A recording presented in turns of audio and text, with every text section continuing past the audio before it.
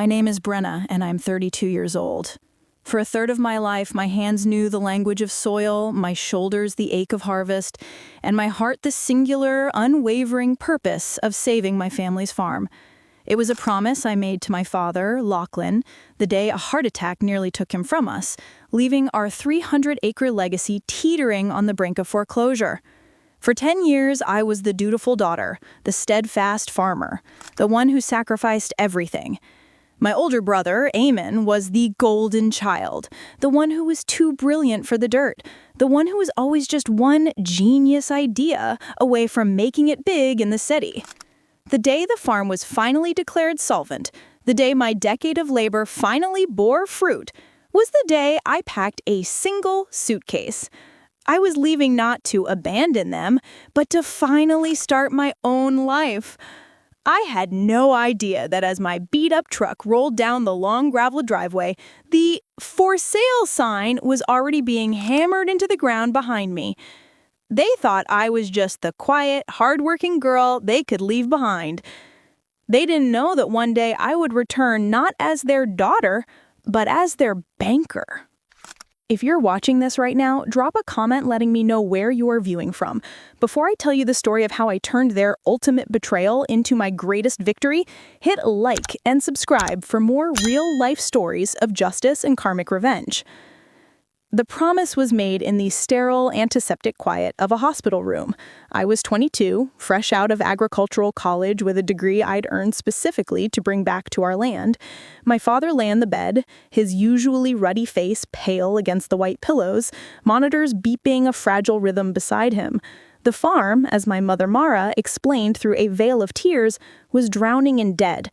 My father had taken out a series of risky loans to modernize, but a bad harvest and a worse market had left us exposed. The bank was circling. "Don't let them take it, Brenna," my father had whispered, his hand gripping mine with surprising strength. "It's been in our family for 100 years. Eamon was, as usual, absent. He was in some distant city chasing an investment for a tech startup that would, like all his others, eventually fizzle out, funded by what little money my parents could siphon from the farm's operating budget. The day I promised, "I won't, Dad," I promised, the words feeling like a sacred vow. "I'll save it." My mother wept with relief, patting my hand. "We knew we could count on you, honey. You've always been the responsible one." The responsible one. It was a title I had worn my entire life, a cloak woven from my brother's discarded duties. While Eamon was encouraged to find himself, I was expected to be found right where they left me, dependable, unquestioning, and useful. The only person who understood the weight of that promise was Silas, our farmhand since before I was born. His hands were gnarled like old oak roots, and his eyes held the quiet wisdom of a man who understood the cycles of the land. "It's a heavy burden for young shoulders," he said to me that first week, as we stood looking out over the fields that were now my responsibility. "I know," I had replied, the reality of the debt a physical weight in my chest. "But it's our home." Silas nodded, his gaze distant. "Just be careful you ain't the only one pulling the plow." His words were prophetic. The next 10 years of my life were a blur of mud, sweat, and spreadsheets. I didn't just work the farm, I resurrected it. I took my college education and applied it with a zealot's fervor. I diversified our crops, planting acres of organic vegetables that commanded a premium at the city farmers markets. I negotiated directly with restaurant owners, cutting out the middlemen who had been bleeding us dry. I learned grant writing, securing state funding for sustainable irrigation systems that cut our water use by half. I woke before the sun and fell into bed long after it set, my body aching but my spirit driven by that single, all-consuming promise. My personal life evaporated. Friends from college stopped calling after I turned down their invitations for the 10th time. Dates were an impossibility. My only companions were the endless rows of crops and the quiet solidarity of Silas. I forgot what it felt like to wear anything other than work boots and flannel. My hands, once delicate enough to sketch for hours, became calloused and strong. I was a farmer, through and through. Meanwhile, Eamon's life was a highlight reel of glamorous failures, all documented on social media. There was the failed app, the disastrous import-export business, and the short-lived career as a lifestyle consultant. Each venture was bankrolled by my parents, who would send him investment money that I knew was coming directly from the profits I was fighting to generate. He brought home a wife, Giselle, a woman with expensive taste and a condescending smile, who looked at the farm as if it were a charming but slightly dirty postcard. "It's so rustic," she had said during her first and only visit, wrinkling her nose at the smell of manure. They lived in a trendy downtown apartment, my parents paying the rent, while I patched the leaking roof of the farmhouse myself. The injustice was a constant low-grade fever I learned to live with. "He just needs a little more time to find his footing," my mother would say whenever I gently questioned the financial drain. "You're so lucky, Brenna, to have found your purpose so early." My purpose, it seemed, was to fund my brother's lack of one. Finally, on my 32nd birthday, the day came. Our accountant called, his voice filled with genuine astonishment. "You did it, Brenna. The final loan payment was just posted. The farm's officially in the clear. You're debt-free." I hung up the phone and walked out to the porch, the familiar weight on my shoulders suddenly gone. For the first time in a decade, I felt light. I had done it. I had kept my promise. That evening, I gathered my parents in the living room. Eamon and Giselle were there, having driven in for what they thought was just a birthday dinner. "The farm is saved," I announced, my voice steady. "The loans are paid off." My mother cried. My father, now frailer, but with the same proud set to his jaw, nodded slowly. "I knew you could do it. You have my father's grit." Eamon clapped me on the back. "That's great news, sis. Now you can finally upgrade the equipment. Maybe get one of those fancy new tractors." They all assumed I would simply continue, that my purpose was now fulfilled, and I would remain their beast of burden indefinitely. "I'm glad you brought that up," I said, taking a deep breath, "because now that the farm is secure, it's time for me to go. I've accepted a job in the city. I leave in 2 weeks." The silence was deafening. My mother's smile froze. My father's expression hardened. "Go where?" he asked, his voice sharp. "A financial firm. They have an agricultural investment division.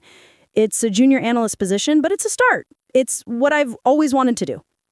"But what about the farm?" my mother cried, her voice laced with betrayal. "Who will run the farm?" "You will," I said, looking at my father and then at Eamon. "It's stable now. It practically runs itself if you just follow the systems I've put in place. Silas is staying on. It's your turn."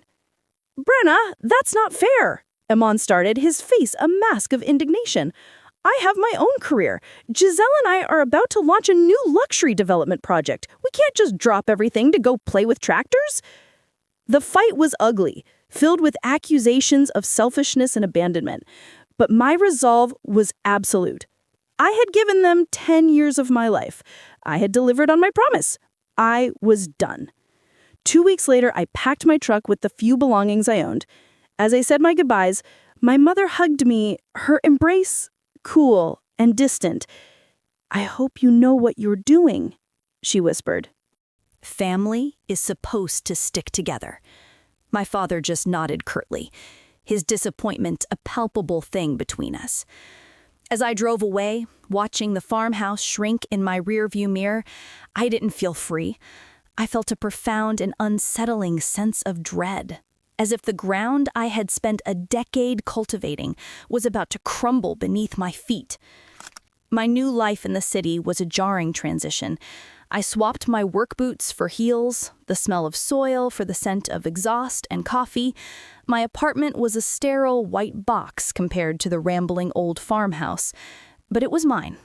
My boss, a shrewd and surprisingly kind man named Alistair Finch, took me under his wing. He saw a raw, untapped potential in my practical, hands-on experience with agricultural finance. "You have something these Ivy League kids don't," he told me after my first week. "You know what a drought actually does to a balance sheet.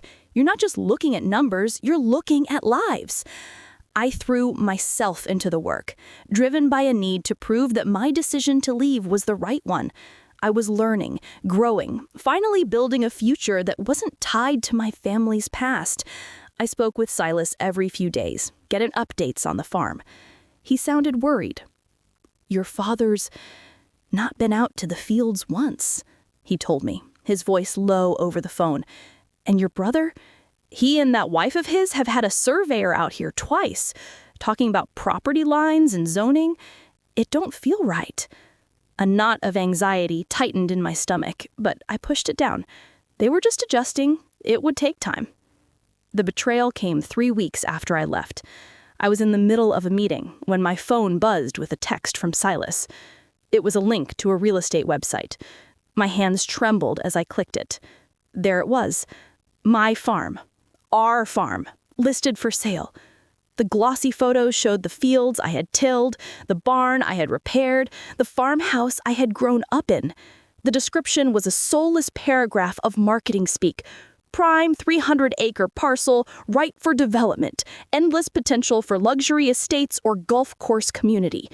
At the bottom of the listing in small print was the date it was posted, the day after I left. I stumbled out of the meeting, the world tilting around me. I dialed my father's number, my heart hammering against my ribs. "Dad, what is this? Why is the farm for sale?" His voice was cold, defensive. "It was a business decision, Brenna. The offer was too good to refuse." "What offer? Who bought it?" "A company called Sterling Agribusiness. They're planning a development. Eamon is going to be a partner. It's a wonderful opportunity for Eamon." For Eamon. Of course. 10 years of my life, my sweat, my sacrifice. It wasn't to save our family legacy. It was to fatten the calf for slaughter, to create a valuable asset they could cash in for my brother's benefit. "You listed it the day after I left," I said, the words feeling like ashes in my mouth. "You were planning this all along. You waited until I had fixed it, until it was worth something, and then you sold it." "Don't be so dramatic," he snapped, his guilt manifesting as anger. "We did what was best for the family. You chose to leave. This is the consequence." I hung up, the roar in my ears drowning out his voice. I sat at my desk, the city lights twinkling outside my window, and I felt a cold, hard clarity settle over me. The grief was there, a vast, hollow ache in my chest, but beneath it, something new was taking root. A quiet, patient, and utterly ruthless resolve. They thought this was the end of the story. They thought they had won. They had no idea that I was just getting started. This wasn't a consequence. It was a declaration of war. The first casualty of war is grief. My sorrow for the farm, for the family I thought I had, curdled into a cold, diamond-hard fury. I didn't weep. I researched.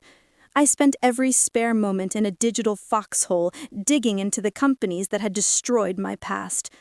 Sterling Agribusiness, the buyer, was a subsidiary, a shell corporation for a much larger entity, Sterling National Bank, a powerful and aggressive regional player. The CEO was a man named Bartholomew Sterling, a name that would soon be etched into my mind. I discovered the details of the sale through public records. They hadn't just sold the farm, they had traded it for a pittance of cash and a majority stake in a new development venture called Heritage Oaks. Eamon and Giselle were listed as managing partners. My parents were silent investors. They had sold our 100-year-old legacy not just for money, but for a tacky, aspirational dream of developing luxury homes on the land where my ancestors were buried. They were going to bulldoze our family cemetery to build a tennis court. The plan was so audacious, so profoundly disrespectful, that it clarified my mission.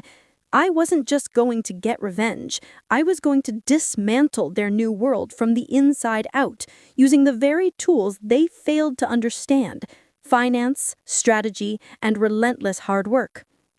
At the office, I became a machine. I volunteered for every difficult project, every complex analysis. I was the first one in and the last one to leave. My personal pain became professional fuel. Alistair Finch noticed the change. "Something's lit a fire under you, Brenna," he commented one evening, finding me still at my desk at 9 p.m. "I found my motivation," I replied, not looking up from the spreadsheet I was building. My motivation was Sterling National Bank. I studied its every move, its quarterly reports, its investment strategies. I learned its weaknesses, its over-leveraged portfolios, its arrogant, risk-prone culture. It became my obsession. It was also during this time that I met Dominic. He was a senior analyst in the mergers and acquisitions department, a sharp, quick-witted man with kind eyes who saw past the armor I had built around myself. He saw the work, but he also saw the pain driving it. He became my friend, then my confidant, and eventually my partner. He was the one who listened when I finally told the whole story, his anger on my behalf a comforting balm. "They didn't just sell a farm, Brenna," he said, his hand covering mine across the table of a small Italian restaurant. "They sold your childhood.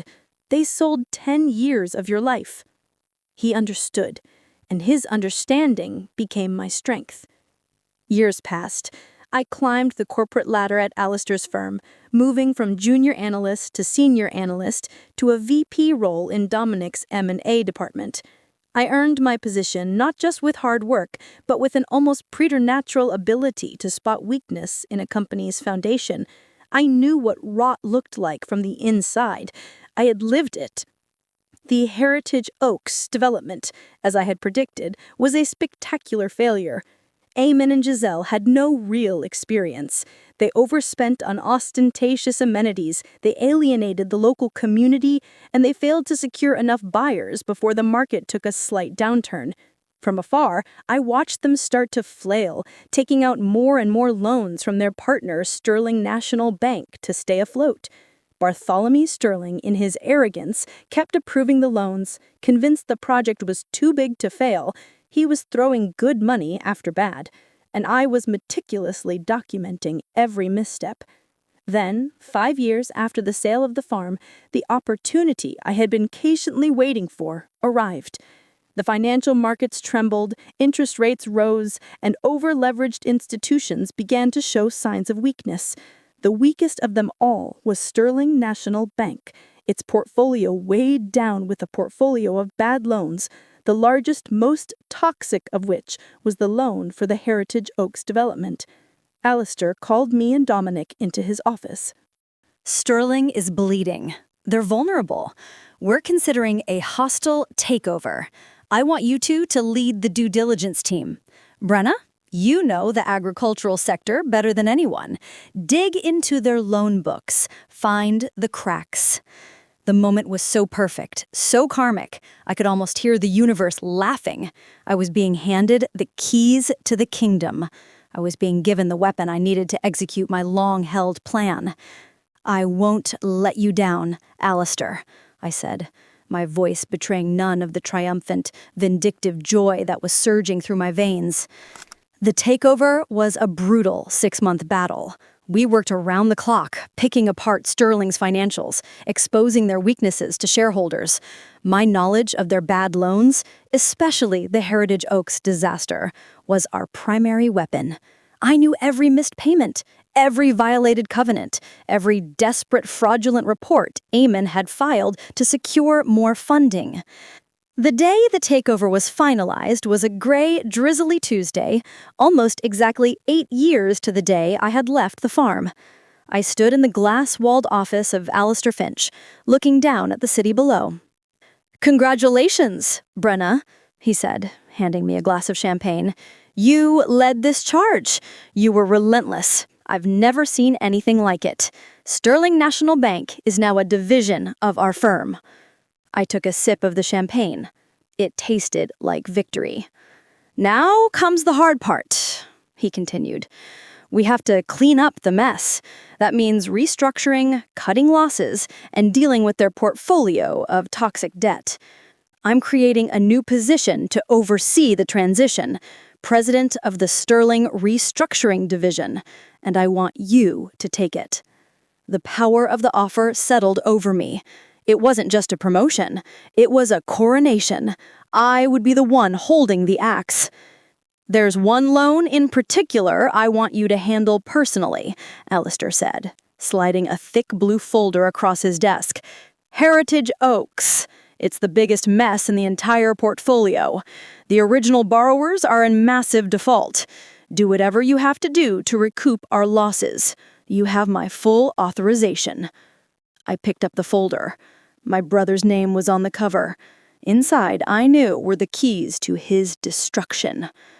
"I know exactly what to do," I said, my voice as cold and clear as the glass in my hand.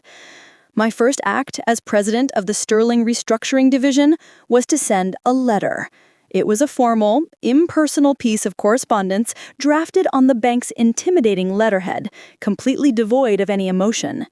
It stated that the loan for the Heritage Oaks development was in critical default, and that the borrowers, Mr. Eamon Adams and Mrs. Giselle Adams, along with their financial guarantors, Mr. Lachlan Adams and Mrs. Maura Adams, were required to attend an in-person meeting at the bank's headquarters to discuss the immediate future of their account.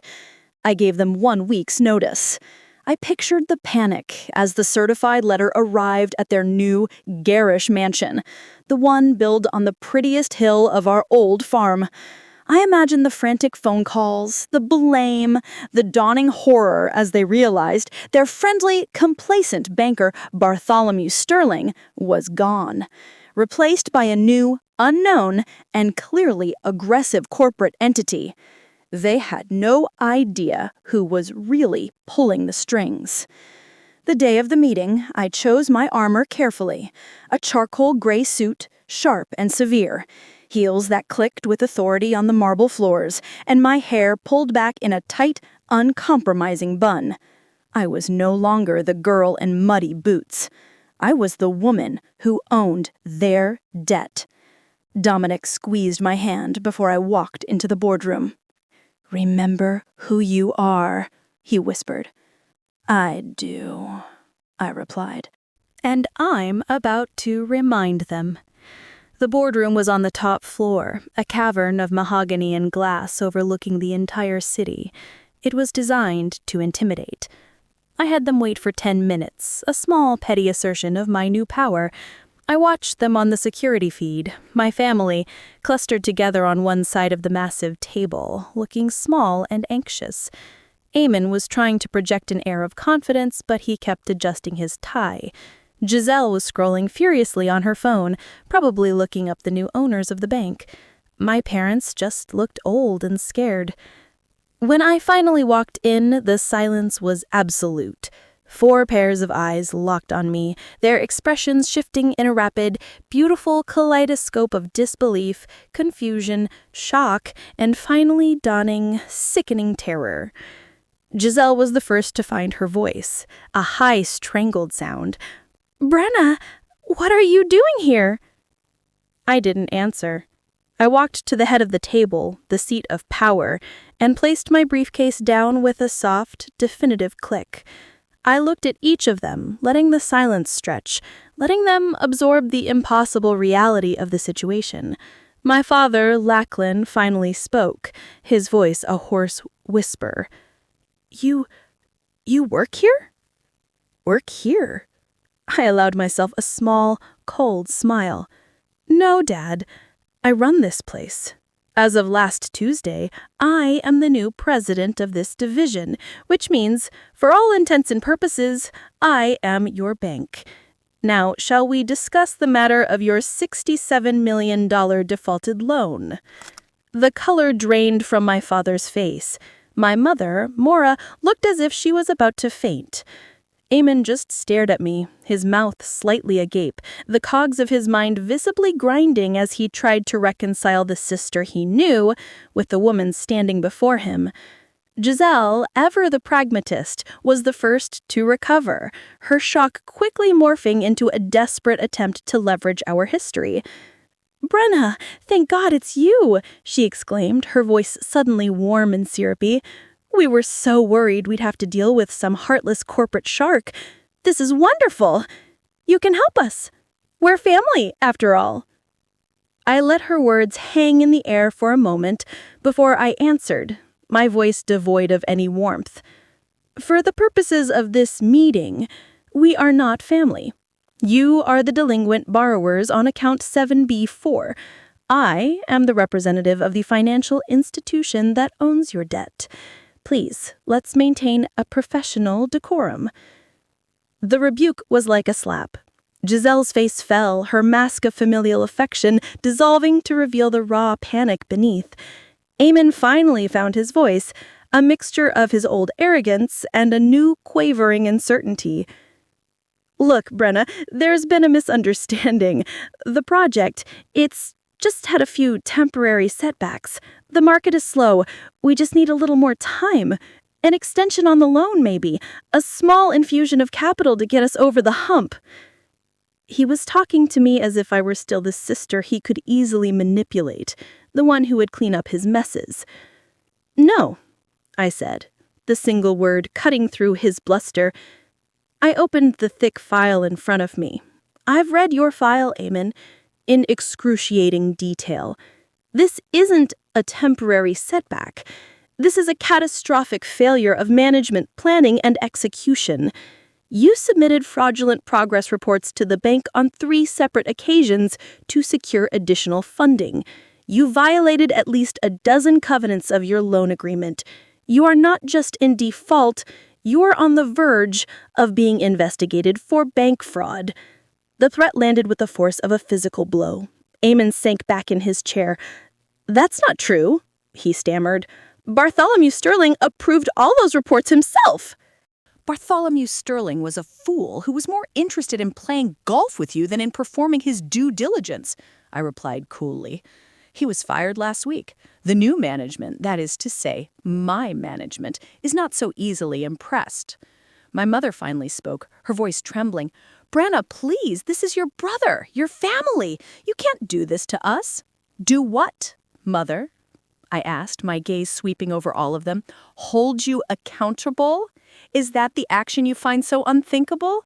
You sold my home, my heritage, 10 years of my life for this monument to my brother's ego. You made a deal. And now the bill has come due." I stood up and walked to the large window overlooking the city. "The terms of the loan you signed are quite clear. Because you are in critical default, the bank is exercising its right to call in the full amount of the loan.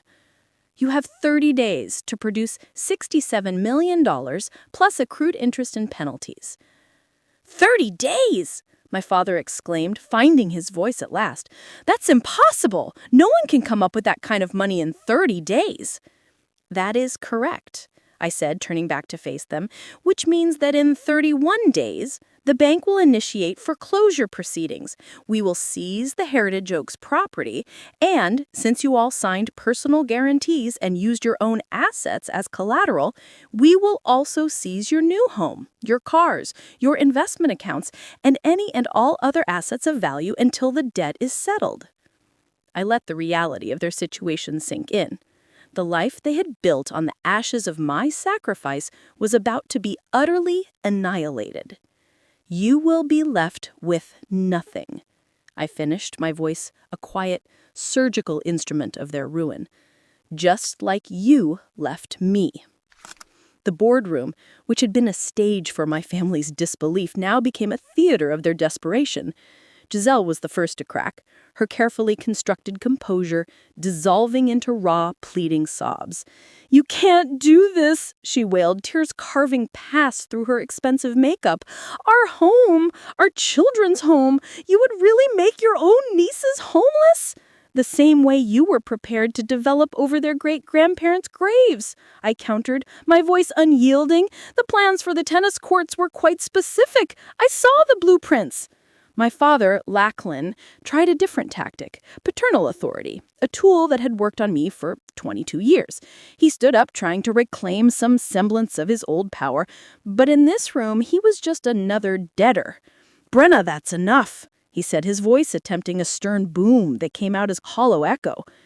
"This has gone too far. We are your parents. You will show us respect. You will sit down and we will work out a reasonable solution." I didn't move. I simply held his gaze until he was the one who looked away. Respect, I asked softly. Was it respectful when you sold the land my sweat had saved without even telling me?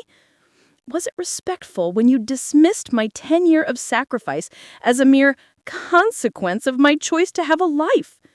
You forfeited the right to demand my respect a long time ago, Dad. Today, you are here to ask for my mercy. And I have to tell you, the well is dry. My mother, Mara, then deployed her most potent weapon, emotional blackmail.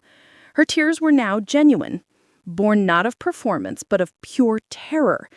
We made a mistake, Brenna, a terrible, terrible mistake. We were blinded by our love for your brother, by the promise of what this project could be. We never meant to hurt you. Whether you meant to or not is irrelevant, I said, hardening my heart against the familiar pull of her sorrow. The hurt was the same. The betrayal was the same. You stood by and watched it happen. You endorsed it. You benefited from it. You were just as culpable as they are. Eamon, who had been silent and ashen-faced, finally looked up at me.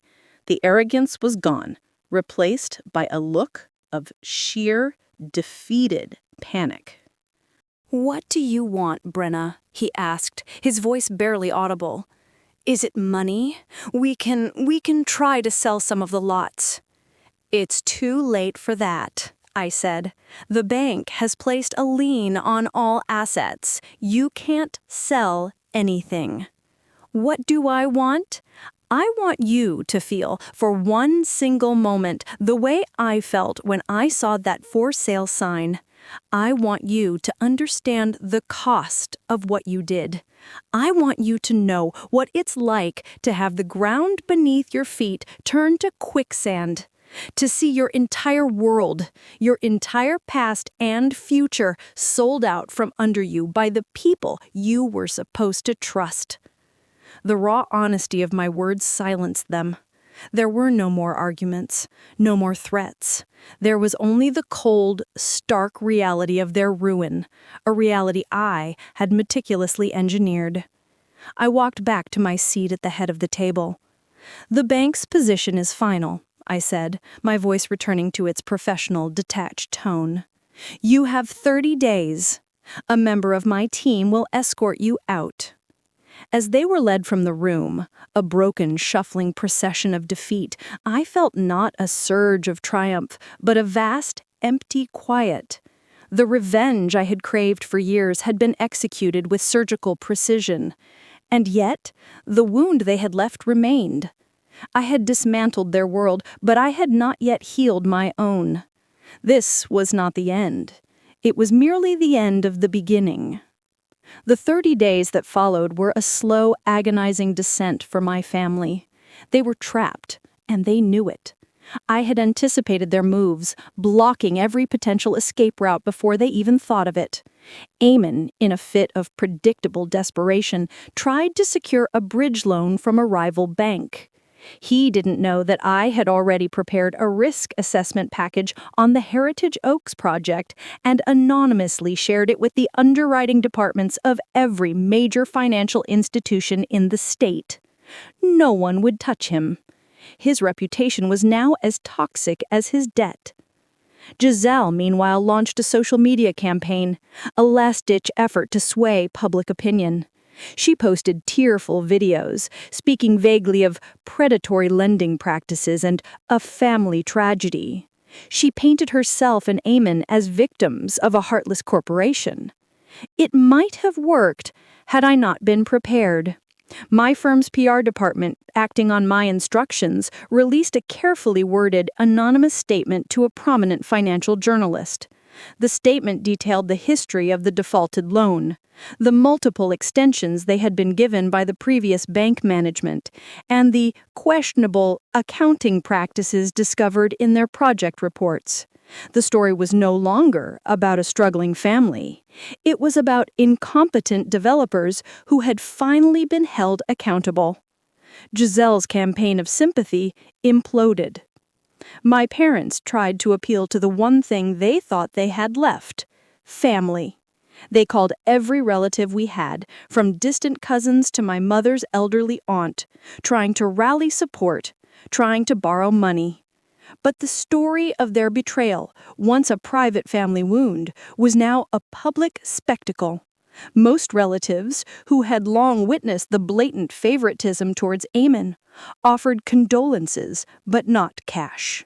The well of familial obligation, which my parents had drawn from so freely for decades, had finally dried up.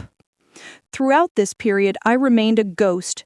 I never contacted them directly. All communication came through the bank's lawyers, in cold, formal letters that outlined the foreclosure process in excruciating detail.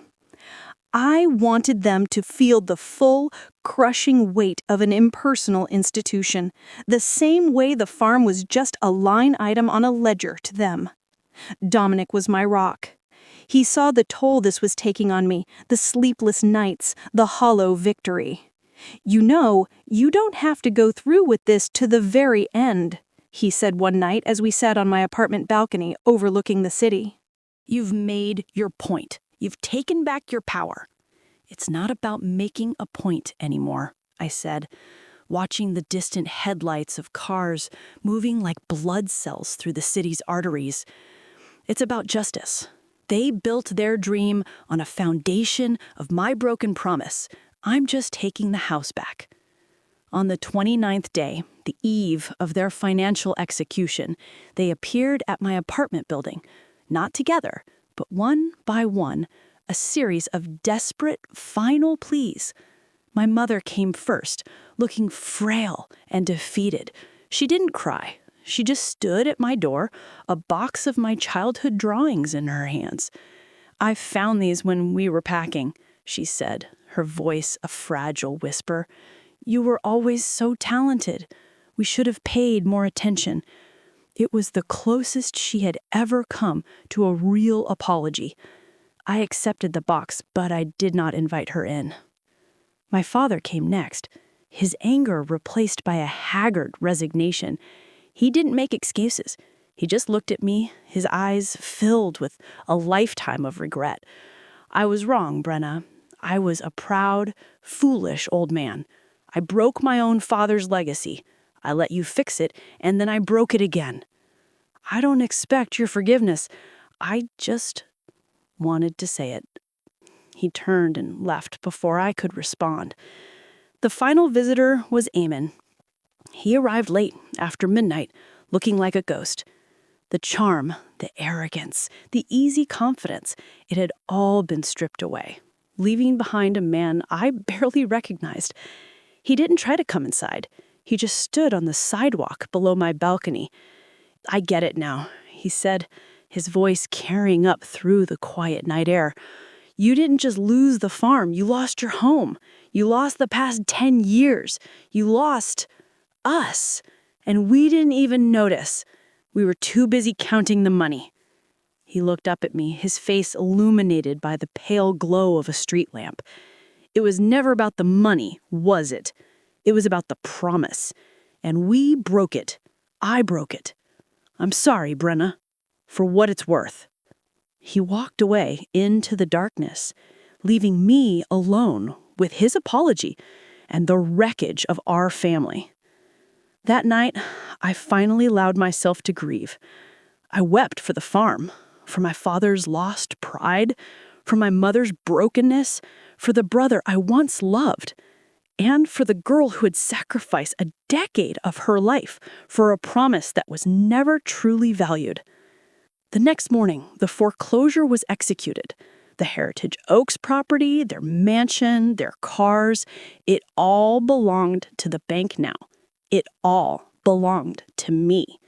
The news reported it as a simple business failure, a cautionary tale about an overambitious development. No one knew the real story, the decade-long family drama that had culminated in this quiet, brutal end. I had won. I had achieved the revenge I had so meticulously planned. I was powerful, I was successful, and I was utterly, completely alone. The victory felt as barren as the bulldozed fields of my old farm.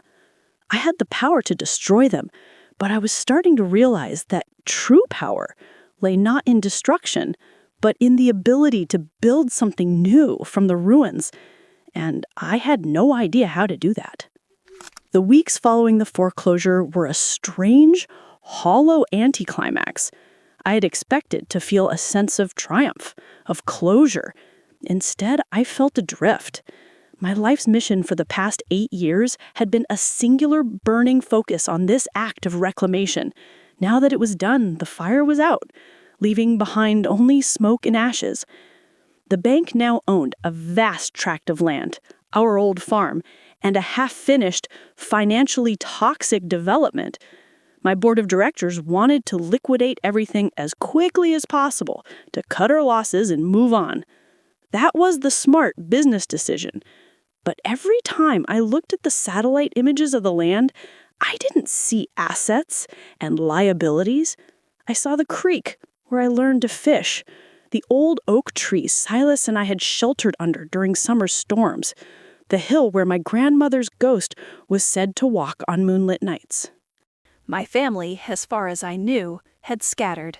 My parents had moved into a small rental apartment, paid for by a loan from my mother's sister. Eamon and Giselle's divorce was finalized with brutal efficiency. She took what little was left and moved back to her parents' home in another state. Eamon, for the first time in his life, was truly on his own, with no money, no wife, and no grand ideas. He had, according to a mutual cousin, taken a menial job, humbled and broken. I had achieved my revenge, but the result was just wreckage. It was Dominic who broke through my stupor.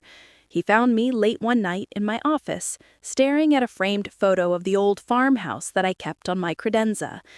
"You know, revenge is a dish best served cold," he said softly, placing a hand on my shoulder. "But it's still a meal that leaves you hungry. You're starving, Brenna. Not for food, but for purpose. You spent 10 years building something. Then you spent 8 years tearing something down. Maybe it's time to start building again." His words hit me with the force of a revelation. He was right. My entire adult life had been defined by a cycle of sacrifice and destruction. I had never truly built anything for myself, for a future I actually wanted. The next day, I went back to the farm. I hadn't set foot on the land since the day I left.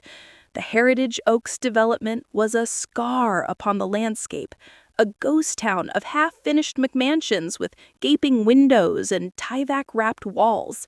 The golf course was a series of muddy ditches. But beyond the ruin, the rest of the land was still there. The old woods, the rolling pastures, the creek, they were overgrown and neglected, but they were alive. I found Silas still living in his small cottage at the edge of the property. The bank had let him stay on as a caretaker. He was older, grayer, but his eyes were the same. "I knew you'd come back," he said, as if I'd only been gone a week. "This land, it's in your blood. It was waiting for you." We walked the property for hours, Silas pointing out what had changed, what had endured. And as we walked, a new idea began to form, a purpose that had nothing to do with revenge and everything to do with legacy. I went to my board of directors with the most audacious proposal of my career. I didn't want to liquidate the Heritage Oaks property. I wanted the bank to invest in it. Not to finish the luxury development, but to transform it. My plan was twofold. First, we would tear down the half-built mansions, salvaging what materials we could. We would then deed the majority of the land, the original 250 acres of farmland, to a newly created nonprofit agricultural trust.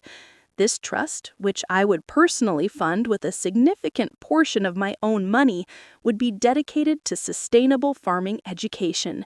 It would offer incubator programs for young farmers, teaching them the kind of innovative, depth-free farming methods I had used to save the farm the first time. It would be a place that cultivated futures, not just crops. The remaining 50 acres, the part scarred by the development, would be repurposed. We would partner with a green architectural firm to build a small community of affordable, energy-efficient homes. These homes would be offered with special financing to graduates of the farming program, local teachers, and other essential community members who had been priced out of the housing market. We weren't building a luxury enclave for the rich. We were building a real, working community. The board was skeptical. It was a high-risk, low-return proposal from a purely financial standpoint. "This sounds more like a charity project than a banking venture," one of the older members grumbled. "It is," I replied, my voice filled with a conviction I hadn't felt in years. "But it is also an investment in community, in sustainability, and in the reputation of this bank. It's a chance to turn our biggest financial disaster into our greatest public relations victory. It's a chance to build something that lasts." In the end, with Alistair's backing and the sheer force of my own passionate, data-driven argument, they agreed. The project became my new obsession. But this time, it was a joyful one. I spent my weekends at the farm, working alongside the demolition crews and the planning teams. Dominic was there with me, his support unwavering. Silas, his eyes shining with a new purpose, became the trust's first director, his lifetime of wisdom now a gift to a new generation. One day, while overseeing the planting of the first new crop in the incubator fields, a figure appeared at the edge of the property. It was Eamon. He looked thinner, his clothes were worn, and the old easy charm was gone, replaced by a quiet humility. He didn't ask for anything. He just stood there, watching. "I heard what you were doing," he said when I walked over to him. It's what Dad should have done. It's what our great-grandfather would have wanted." He hesitated, then looked at me, his eyes clear for the first time I could remember. Is there any work? I'll do anything. Shovel manure, pick rocks. I want to be a part of putting something back instead of just tearing things down." I looked at the brother who had cost me so much, and I saw not an enemy, but a man trying to find his way back. "The fencing on the north pasture needs repairing," I said, my voice even. "Silas can show you what to do. The pay is minimum wage." He nodded, a flicker of gratitude in his eyes. "Thank you, Brenna." It wasn't forgiveness, it wasn't reconciliation, but it was a start. A year later, I stood on the porch of the newly built community center, which stood on the exact spot where our old farmhouse used to be. The agricultural trust was thriving. A dozen young farmers were working the land, their fields a patchwork of vibrant green. The affordable housing community was nearly complete, a model of sustainable design. My parents were there. I invited them. They were living a smaller, quieter life now, humbled by their losses. They kept their distance, watching from the edge of the crowd, but they had come. That in itself was a seismic shift. Eamon was there too, his hands calloused now, his face weathered by the sun. He was the trust's hardest worker, the first to arrive and the last to leave, his penance paid daily in sweat and soil. Alistair Finch stepped up to the podium to say a few words. A little over a year ago, this land represented a failure of business, a failure of vision. Today, thanks to the vision of one person, it represents a new beginning, a testament to the idea that our greatest failures can become the foundation of our most meaningful successes. He looked directly at me and smiled. Later, as the sun began to set, casting a golden glow over the fields, my father approached me. He held out a small, worn, leather-bound book. It was my great-grandfather's journal, the one that he had kept when he first started the farm. "This belongs here," he said, his voice thick with emotion. "It belongs to you. You're the one who truly carries his legacy." I took the journal, its worn pages a tangible link to the past I had fought so hard to both save and escape. "Thank you, Dad," I whispered. My life now is not one I could have ever predicted. I am still the president of the Sterling Restructuring Division, but my work is different. I now specialize in what the industry has dubbed restorative capitalism, finding ways to turn failed projects into community assets. It's challenging, rewarding work that feeds my soul in a way that pure profit never could. Dominic and I are married. We live in the city, but we spend our weekends at a small cottage we built on a quiet corner of the trust farmland. Our lives a balance between the world of finance and the rhythm of the seasons. My relationship with my family is a quiet, fragile thing, a work in progress. We don't ignore what happened, but we don't dwell on it. We are building something new, slowly, cautiously, on a foundation of hard-won, painful honesty. The farm is no longer a source of conflict, but a place of shared purpose. Eamon has become a skilled and respected farmer, and there is a quiet understanding between us, a bond forged not in the easy love of childhood, but in the difficult work of rebuilding from the ashes. Sometimes in the quiet of the evening, I walk through the fields, the scent of the earth a familiar comfort. I think about the promise I made in that hospital room so many years ago. I had kept it, but not in the way I had intended. I hadn't just saved the farm, I had transformed it. I had lost my family only to find them again, not as they were, but as they could be, humbled, honest, and finally willing to work the land together. I learned that true revenge isn't about destruction. It's about building a future so prosperous and meaningful that the betrayals of the past become nothing more than the fertile ground from which it grew. Have you ever had to fight for a legacy that others took for granted? What does it mean to truly save something from the past? Share your stories in the comments below. If this resonated with you, please give this video a thumbs up and subscribe to hear more real-life stories of resilience and transformation. Remember, sometimes the best way to honor the past is to build a better future. Thank you for listening.